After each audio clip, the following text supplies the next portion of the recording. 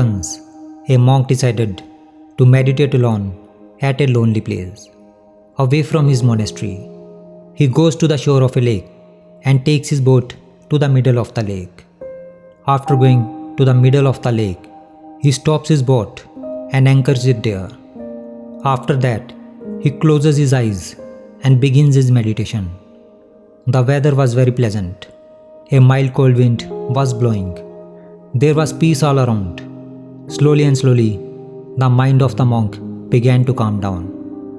After a few hours of undisturbed silence, he suddenly felt the bump of another boat colliding with his own. With his eyes still closed, he sensed his anger rising. He was trying to keep control on his anger. Just then, he again felt the bump of another boat colliding with his boat. Now, his anger reached its peak. He was ready to open his eyes and scream at the boatman who dared to disturb his meditation. But when he opened his eyes, he saw that it was an empty boat that had probably got anchored and floated to the middle of the lake. For a few moments, he kept looking speechless. Just then, a ray of knowledge arose in his mind. He understood that the anger is within him.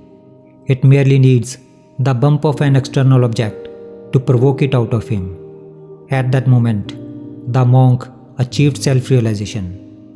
And from then on, whenever he comes across someone who irritates him or provokes him to anger, he reminds himself that the other person is merely an empty boat. The anger is within him. If we see in our lives, we will find that often people think that outside circumstances are responsible to make them angry.